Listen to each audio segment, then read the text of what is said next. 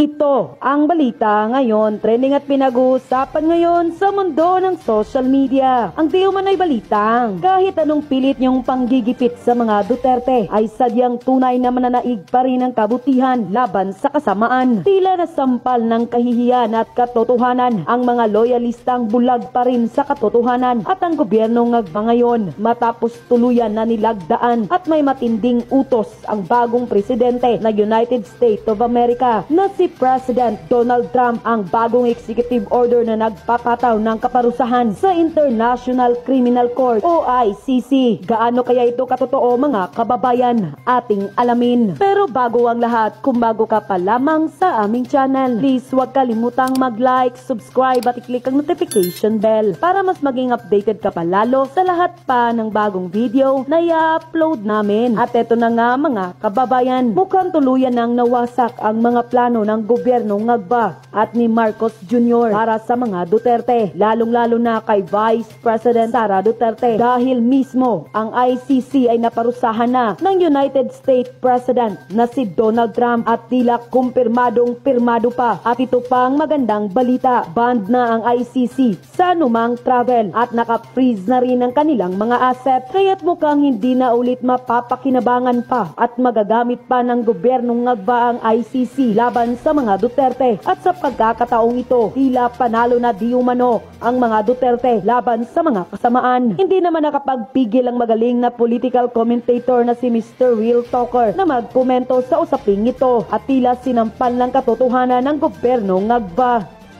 Narito pa ang karagdagang balita at patunay na post ni facetalk.com sa kanyang FB page. Trump orders ICC travel ban asset freeze. United States President Donald Trump lump sanction on the International Criminal Court ICC Thursday for illegitimate and baseless investigation targeting America and its ally Israel.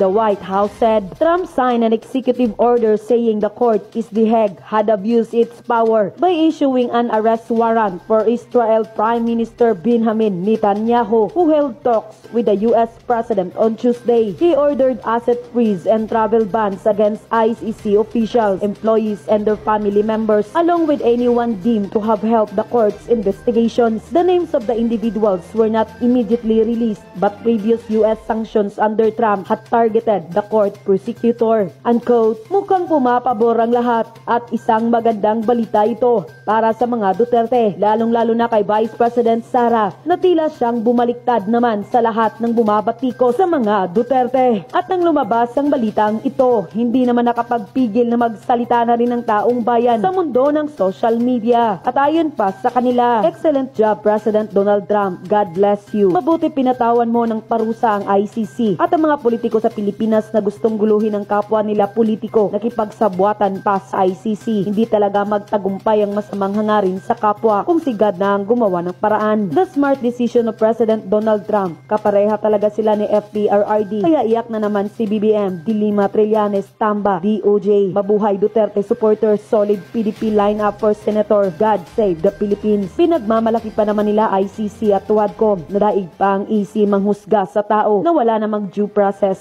ng kangaroo court. Kawawa ang tinatanong nila kapag di nila nagustuhan sagot, kulong agad-agad. Grabe itong issue ng ICC. Na high blood ako nung kasagsagan ng pinapakalat nila Dilima, Percy, Trililing, lalo na nung nasa Tuwadcom si Tatay Dig. Ang sakit sa dibdib. Ngayon, namnamin nyo mga Huwadcom, talagang marunong si Lord. Ayan ang paborito ng mga taong galit kay Tatay Digong. Sana matauhan na kayo at matigil na ang pananakot nyo na wala naman kayong angas ngayon. Basta mga taong walang gawang mabuti, karma ang ganti ng Panginoon. Unquote.